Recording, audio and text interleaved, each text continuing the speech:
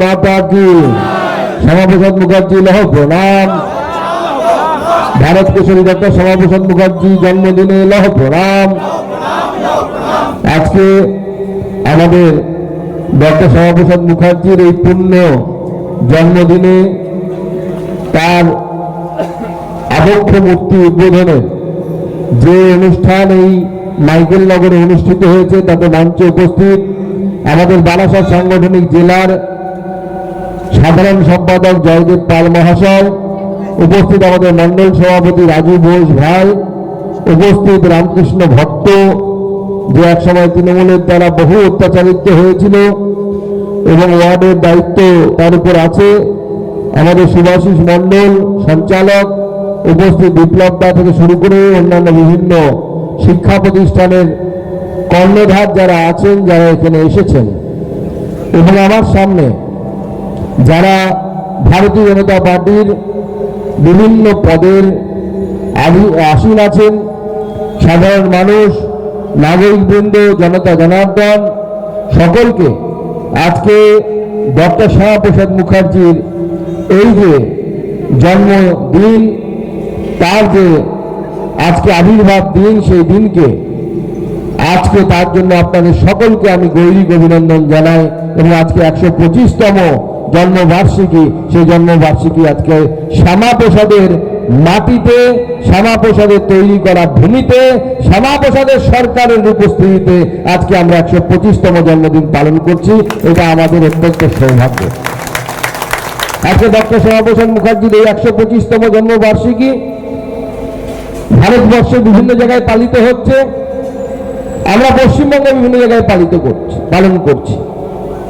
আজকে আমরা এই পশ্চিমবঙ্গে যেখানে উপস্থিত আছি, কেউ বারাসাতে থাকি, কেউ কলকাতায় থাকি, কেউ বা সুদূর উত্তরবঙ্গের বাসিন্দা, কেউ বা জঙ্গলমহলের বাসিন্দা, কিন্তু এই পশ্চিমবঙ্গের দীর্ঘ ভূভাগ, পশ্চিমবঙ্গ বলে কোনো রাজ্য গঠিত হতো না, বা পশ্চিমবঙ্গের এই দীর্ঘ ভূভাগ তৎকালীন পূর্ব পাকিস্তান, বর্তমান বাংলাদেশে চলে যেত যদি ডক্টর শ্যামা প্রসাদ মুখার্জি না থাকতেন।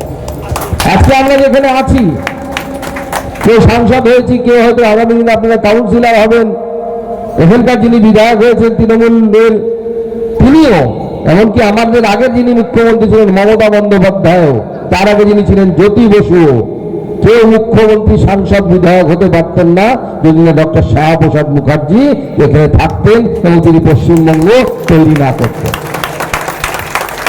জনসংখ্যার ভিত্তিতে, ডেমোগ্রাফির ভিত্তিতে এই গোটা বঙ্গ, যেহেতু তখন নিয়ম হয়েছিল, লর্ড মাউন্টব্যাটেন যখন ভারত ভাগ করছিলেন সেই সময় নিয়ম হয়েছিল যে হিন্দু বহুল এলাকাগুলো ভারতবর্ষে থাকবে, মুসলিম বহুল এলাকাগুলো পাকিস্তানে চলে যাবে। আর যেখানে রাজা আছে সেই রাজারা সিদ্ধান্ত নেবে তারা কোন দিকে যাবে। যেমন জুনাগড়ের রাজা সিদ্ধান্ত নিয়েছিলেন তিনি পাকিস্তানে যাবে, পরে সেখানে ভারতীয় আর্মি ঢুকে সেখানে ব্যবস্থা করে।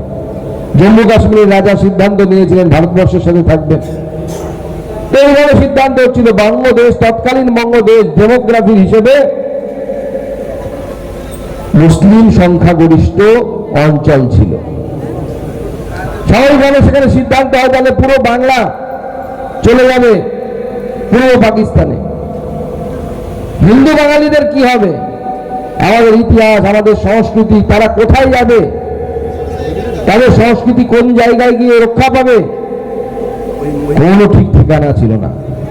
ডক্টর শ্যামা প্রসাদ মুখার্জির নেতৃত্বে সেই সময় এই বাংলায় জনমত তৈরির কাজ ডক্টর শ্যামা প্রসাদ মুখার্জি করেছিলেন, যে বাঙালি হিন্দুর জন্য একটা হোমল্যান্ড দরকার, যেখানে বাঙালি হিন্দু তার সভ্যতা, কৃষ্টি, সংস্কৃতি সমস্ত কিছুকে নিয়ে বাঁচতে পারবে। এবং তারপর সেই আন্দোলনে একের পর এক সবাই যুক্ত হয়ে মেঘনাথ সাহা থেকে শুরু করে, সুনীতি কুমার থেকে শুরু করে, রমেশচন্দ্র মজুমদার থেকে শুরু করে, যদুনাথ সরকার থেকে শুরু করে বিখ্যাত ঐতিহাসিক তারা প্রত্যেকে সমর্থন দিয়েছিলেন।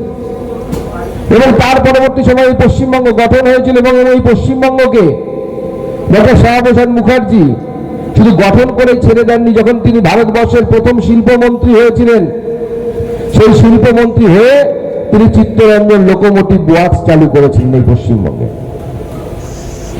তিনি প্রথম যে আমাদের সরকার, যে সরকার জওয়াহরলাল নেহরুর নেতৃত্বে তৈরি হয়েছিল, যে সরকার নির্বাচিত সরকার ছিল না, বিভিন্ন দল থেকে নিয়ে মন্ত্রিত্ব দেওয়া হয়েছিল, ডক্টর শ্যামাপ্রসাদ মুখার্জির কাছে এসেছিল হচ্ছে ইন্ডাস্ট্রি অ্যান্ড সাপ্লাই, সেই মিনিস্ট্রির মিনিস্টার হয়েছিলেন উনি। তাকে বীর সাভারকর বলেছিলেন, শ্যামাপ্রসাদজির ইচ্ছে ছিল না খুব একটা মিনিস্ট্রি নেওয়ার, কিন্তু সেই সময় বীর সাভারকর তাকে বলেছিলেন যে আপনি মিনিস্ট্রি নিন। তার হয়তো ইচ্ছে ছিল, বা তাহলে আরো ভালো হতো যদি ভারতবর্ষের শিক্ষার দায়িত্বটা ডক্টর শ্যামাপ্রসাদ মুখার্জিকে দিতে পারতেন সেই সময় জওয়াহরলাল নেহরু, কারণ তিনি ভারতবর্ষের কলকাতা ইউনিভার্সিটি, সেই সময় শ্রেষ্ঠ ইউনিভার্সিটি, তার সর্বকনিষ্ঠ উপাচার্য ছিলেন। সারা জীবনটা শিক্ষার জন্য তিনি উৎসর্গ করেছেন। কিন্তু সেই সময় তাদের কি কম্পালশন জানি না, কম্পালশন ছিল আমি জানি না, সেই সময় ডক্টর শ্যামাপ্রসাদ মুখার্জিকে শিক্ষা ব্যবস্থার দায়িত্ব না দিয়ে তাকে শিল্প এবং অন্যান্য দেওয়া হলো, সাপ্লাইয়ের দায়িত্ব দেওয়া হলো, এবং তিনি শিক্ষার দায়িত্ব পেলেন না। শিক্ষার দায়িত্ব দেওয়া হলো মৌলানা আবুল কালাম আজাদকে, যিনি ভারতবর্ষের শিক্ষা ব্যবস্থার সাথে অ্যাকোয়েন্টেডই না, ভারতবর্ষের শিক্ষা ব্যবস্থায় পড়াশোনাই করেনি, মাদ্রাসাতে পড়াশোনা করেছেন বেশিরভাগ সময়, জন্ম মক্কাতে। তাকে ভারতবর্ষের প্রথম শিক্ষামন্ত্রীর দায়িত্ব দেওয়া হলো। আজকে ডক্টর শ্যামাপ্রসাদ মুখার্জি যদি ভারতবর্ষের প্রথম শিক্ষামন্ত্রী হতেন, তাহলে আজকে ভারতবর্ষের শিক্ষার এই যে অপসংস্কৃতি ঢুকে গেছে সেটা হতো না। একদম ভারতবর্ষের শিক্ষা ব্যবস্থা যেরকম হওয়া দরকার সেই ধরনের শিক্ষা ব্যবস্থা ডক্টর শ্যামাপ্রসাদ মুখার্জি তৈরি করতেন। যেমন কথা আছে, ঢেকি স্বর্গে গেলেও ধান ভাঙে। শিক্ষা যে লাভ পেল না, সেই লাভটা শিল্প পেল। শিল্প এবং সাপ্লাইয়ের দায়িত্ব, ইন্ডাস্ট্রি অ্যান্ড সাপ্লাইয়ের দায়িত্ব ডক্টর শ্যামাপ্রসাদ মুখার্জি যখন পেলেন 1948 সালে ভারতবর্ষের শিল্প নীতি তিনি তৈরি করলেন। সেই শিল্পনীতি প্রকাশিত হলো এবং সেই শিল্পনীতিতে উনি মিশ্র শিল্পনীতির কথা বললেন এবং ভারতবর্ষের বিভিন্ন জায়গায়, সেখানে আমাদের চিত্তরঞ্জন ওয়ার্কস হোক, রেলওয়ে ওয়ার্কস হোক, আমাদের হ্যাল হোক, হিন্দুস্তান এরোনটিক্যালস যেটা উড়িষ্যাতে আছে, যেখানে এখন নিজের ইঞ্জিন থেকে শুরু করে আরো অনেক রাফালের ইঞ্জিনের সমস্ত কাজকর্ম সেখানে চলছে। আমাদের এখান থেকে আমি এখন যাচ্ছি হচ্ছে ধানবাদে গিয়ে সিন্দ্রি বলে একটি জায়গা আছে, সেই সিন্দ্রিতে এশিয়ার সর্ববৃহৎ সার কারখানা 1950 সালে আমাদের ডক্টর শ্যামাপ্রসাদ মুখার্জির হাত ধরে প্রতিষ্ঠিত হয়েছিল। ঝাড়খণ্ড, এখনকার বর্তমান ঝাড়খণ্ড, তখন বিহার ছিল, বিহার বাংলা সীমান্তের কাছে। কয়েক হাজার লোক চাকরি পেয়েছিল। 2002 সালে এসে ডক্টর শ্যামাপ্রসাদ মুখার্জি চলে যাওয়ার পর থেকে ভারতবর্ষের শিল্পের আবার নিচের দিকে যাওয়া শুরু হয়। তারপরে 2002 সালে বন্ধ হয়ে যায় সিন্দ্রির সেই কারখানা। আবার নরেন্দ্র মোদী এসে 9,000 কোটি টাকা দিয়ে সেই কারখানাকে আবার পুনরুজ্জীবিত করে সেখানে নিম কোটেড ইউরিয়া তৈরির কাজ চলছে। আমি এখন এখান থেকে বেরিয়ে সেইখানেই যাব, সেখানে আমাদের প্রোগ্রাম অনুষ্ঠান আছে যেখানে ডক্টর শ্যামাপ্রসাদ মুখার্জিকে স্মরণ করা হবে। যে একটা ধানবাদের কাছে গ্রামীণ অঞ্চলে তিনি একটা শিল্প সম্ভাবনা তৈরি করেছিলেন, যার মধ্যে দিয়ে আশেপাশের এলাকার আর্থসামাজিক উন্নতি হয়েছিল। আগামী দিনে বাংলায় ডক্টর শ্যামাপ্রসাদ মুখার্জির সরকার তৈরি হওয়ার পর এই সরকারের ডক্টর শ্যামাপ্রসাদ মুখার্জির যে শিল্পনীতি, সেই শিল্পনীতিকে সামনের দিকে নিয়ে যেতে হবে। আমাদের হাজার হাজার লক্ষ লক্ষ বেকার যুবক, শিক্ষিত বেকার যুবক, তারা অন্য রাজ্যে গিয়ে চাকরির জন্য অপেক্ষা করছে।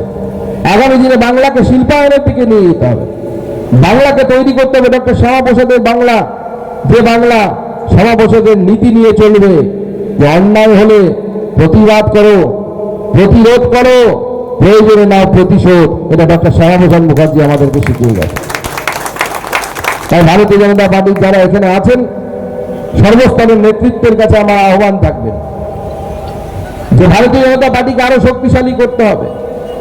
এখন আমরা খুব কঠিন সময়ের মধ্যে দিয়ে যাচ্ছি, নতুন জল ঢুকতে শুরু করেছে। সেই জলকে ঢোকাবেন কি ঢোকাবেন না আপনাদের স্তরে আপনারা সিদ্ধান্ত নেবেন, কিন্তু যখন ঢোকাবেন জলকে ছেঁকে ঢোকাবেন, বেলে জলকে ঢোকাবেন না, ঢুকতে দেবেন না। নাহলে আগের সরকারের যে অবস্থা হয়েছিল, যে তৃণমূল যখন ক্ষমতা এলো 2011 সালে সিপিএম এর যারা হারমাত ছিল, সিপিএম এর যারা তোলাবাদ ছিল, তারাই শিফট করে পরবর্তী সময় তৃণমূল কংগ্রেস হয়ে গেল। এখন তারাই যদি আবার বিজেপিতে আসে, তাহলে বিজেপি শ্যামাপ্রসাদের বিজেপি আর থাকবে না। সেটা আমাদের বিজেপিকে ডক্টর শ্যামাপ্রসাদের বিজেপি রাখতে হবে। কোন এই ধরনের পচা আলু বেনো জল যেন আপনাদের মধ্যে ঢুকতে না পারে, সেই জন্য আপনারা লক্ষ্য রাখবেন। এবং তার সাথে সাথে আমাদেরকে গণতন্ত্রকে রক্ষা করতে হবে। যে গণতন্ত্র পশ্চিমবঙ্গে ঠিকমতো রক্ষিত হয়নি দিনের পর দিন। আমরা আইন নিজের হাতে তুলে নেব না, আইনকে আইনের কাজ করতে দেব। তার মানে অপরাধীরা ছাড়া পেয়ে যাবে, এটাও হবে না। যারা সে সময় মেরেছিল রামকৃষ্ণকে, তাদেরও উপযুক্ত শাস্তির ব্যবস্থা করতে হবে। সেই জন্য আমাদেরকে লড়াই করতে হবে। তাতে বাধা আসতে পারে, হয়তো দেখবেন তাদের অনেকেই হয়তো সবুজ জার্সি খুলে ফেলে গেরুয়া জার্সি পরে নিয়েছে এই কদিনে। তো বাধা আসতে পারে, যাতে সেই বাধাকে অতিক্রম করে আমাদেরকে সত্য প্রতিষ্ঠা করতে হবে। এবং তবেই ডক্টর শ্যামাপ্রসাদ মুখার্জির স্বপ্ন সফল হবে। এবং ডক্টর শ্যামাপ্রসাদ মুখার্জির এই ভূমিতে ভারতীয় জনতা পার্টি 10 বছর, 15 বছর বা 5 বছর রাজত্ব করার জন্য আসেনি। আগামী 50 বছর এই শ্যামাপ্রসাদের মাটিতে ভারতীয় জনতা পার্টির সরকারকে আমাদেরকে রাখতে হবে।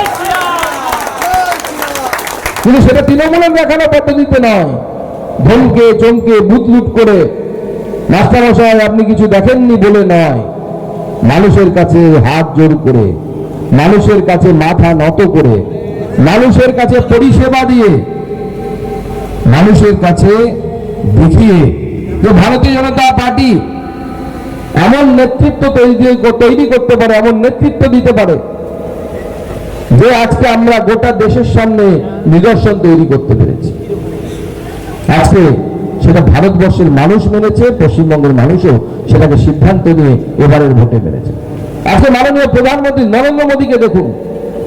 আমরা এখানে যেমন এক একজন নেতা মন্ত্রী সব দেখতে পাচ্ছি, কেউ বলছে 1000 কোটি টাকার মালিক, কেউ বলছে 1300 কোটি টাকার মালিক, কেউ বলছে 1200 কোটি টাকার মালিক, কেউ যে কত হাজার কোটি টাকার মালিক আমরা বুঝতে পারছি না। তার ভাই ভাতিজা ভাইপো কেউ বাদ নেই, ছেলে মেয়ে। আজকে মাননীয় প্রধানমন্ত্রীকে দেখুন, তার মুখ্যমন্ত্রী হওয়ার আগে তার পরিবার যে গাড়ি নিয়ে ঘুরতো, যে স্কুটি নিয়ে ঘুরতো তার ভাই, এখনো গুজরাটে গিয়ে দেখুন ভারতবর্ষের প্রধানমন্ত্রীর ভাই স্কুটি নিয়ে ঘোরে, কারানা করে 4 চাকা নেই, তার সে পরিবারের আর্থিক সামর্থ্য সেরকম নেই। এটা আমরা প্রমাণ করেছি। আমরা দেখেছি যে যোগী আদিত্যনাথ আমাদের মাননীয় মুখ্যমন্ত্রী তার নিজের বোন, মায়ের পেটের বোন, উত্তরাখণ্ডে রাস্তার ধারে একটা চায়ের দোকান চালায়। ভাবতে পারেন, ভারতবর্ষের অন্যতম বৃহত্তম যে একটি রাজ্য, সেই রাজ্যের মুখ্যমন্ত্রী যিনি ডিফেন্স করিডর তৈরি করছেন, ব্রহ্মস মিসাইল তৈরির কারখানা তৈরি করছেন, তার নিজের বোন বা দিদি যাই বলুন না কেন, সে উত্তরাখণ্ডে রাস্তার ধারে একটা চায়ের দোকান চালায়। আমরা ভারতবর্ষকে এই ধরনের নিদর্শন তৈরি করে দিয়েছি, কিন্তু সেটা কি শুধু নরেন্দ্র মোদীজি আর যোগীজি, অমিত শাহজি এরা করবেন, নাকি আমাদের মধ্যেও সেটা আনতে হবে? আমাদেরকেও আমাদের জীবনধারার কোনো পরিবর্তন যেন জনগণের সামনে, জনগণ যেন দেখতে পায় যে সুকান্ত মজুমদার সরকারে আসার আগেও যেরকম ছিল, সরকারে আসার পরেও সুকান্ত মজুমদার একই রকম আছে। সেই রকম আপনাদেরকে সেই নিদর্শন তৈরি করতে হবে। আমাদের প্রত্যেককে সেই নিদর্শন রাখতে হবে। আপনি আগে ভাঙা স্কুটি নিয়ে ঘুরে বেড়াচ্ছিলেন, সরকার এলো 2 সপ্তাহের মধ্যে 4 চাকা কালো স্করপিও নিয়ে ঘুরছেন। জনতা জনার্দন সব দেখছে, সব কিছুর হিসাব রাখবে, এবং সময় হলে, যখন সময় আসবে দেখবেন আপনাকে উল্টে দেবে। তখন এখন আপনি ডিম মারা দেখে, অন্যদের ডিম খাওয়া দেখে আপনি আনন্দ পাচ্ছেন, তখন অন্যরা আনন্দ পাবে, আপনি ডিম খাবেন, সেই দিন আসবে। সেই জন্য আজকে ডক্টর শ্যামাপ্রসাদ মুখার্জির এই জন্মবার্ষিকীতে, 125তম জন্মবার্ষিকীতে তাকে যেমন আমরা স্মরণ করব, কিন্তু তিনি যে রাজনীতিতে এবং তারপর তার জনসংঘ এবং তার সেখান থেকে ভারতীয় জনতা পার্টি, এই যে রাজনৈতিক যে আমরা যে শিষ্টাচার, আমরা যে রাজনৈতিক যে কুলীনতা, আমরা যে রাজনৈতিক স্বচ্ছতা আমাদের নেতৃত্ব দেখে গেছে, মাননীয় প্রধানমন্ত্রী দেখিয়ে গেছেন। মাননীয় প্রধানমন্ত্রী সেই জায়গাকে আমাদেরকে ধরে রাখতে হবে তবেই ডক্টর শ্যামাপ্রসাদ মুখার্জির স্বপ্ন সফল হবে, নচেত কিন্তু সফল হবে না। তাই আমরা এই 125তম বার্ষিকীতে শপথ নিই যে আমরা ডক্টর শ্যামাপ্রসাদ মুখার্জি তো হতে পারবো না, তার মতো গুণী আমরা নই, তার মতো গুণ নিয়ে আমরা জন্মাইনি, কিন্তু আমরা ছোট ছোট আঙ্গিকে ছোট ছোট জায়গায় ডক্টর শ্যামাপ্রসাদ মুখার্জির প্রতিনিধি হয়ে ছোট ছোট কাজ করে দেখাবো, যার মধ্যে দিয়ে জনগণের উন্নয়ন হবে, জনগণের জীবনে কিছুটা হলেও সামান্য একটু পার্থক্য আসবে। যারা বলে আমরা সব পরিবর্তন করে দেবো, সব ঠিক করে দেবো, সেই সমস্ত নেতারা মিথ্যে কথা বলে, আমি তার মধ্যে পড়ি না। আমার নিজের এলাকার লোকও জানেন, আমি স্পষ্ট কথা স্পষ্টভাবে বলি, সব পরিবর্তন করে সব ঠিক করে দেবো এরকম পৃথিবীতে কেউ নেই, ভগবান ছাড়া কেউ পারেন না, এবং আমরা কেউ ভগবান নয়। আমরা কি করতে পারি, নিজের নিজের স্বল্প পরিসরে আমার হাতে যতটুকু আছে ততটুকুর মধ্যে একটু ভালো কিছু আমরা করতে পারি, এবং সেই ভালো কিছু করলে পরে মানুষের জীবনে যদি 1% পরিবর্তন আসে, সে তাহলেই আমাদের জীবন ধন্য, এই রাজনৈতিক জীবন ধন্য হয়ে যাবে। তাই আগামী দিনে ডক্টর শ্যামাপ্রসাদ মুখার্জির আপনারা যে মূর্তি স্থাপন করেছেন, সেই উপলক্ষে আজকে আমার আশা, কিন্তু ডক্টর শ্যামাপ্রসাদ মুখার্জির স্বপ্নকে আগামী দিনে আমাদেরকে সফল করতে হবে। এই মাইকেল নগরের এই মণ্ডলের সমস্ত কার্যকর্তাদেরকে আমার তরফ থেকে অনেক অনেক শুভেচ্ছা, অভিনন্দন এবং শ্যামাপ্রসাদ জয়ন্তীর শুভেচ্ছা জানিয়ে আমি আমার বক্তব্য শেষ করছি। বন্দে মাতরম, ভারত মাতা কি জয়।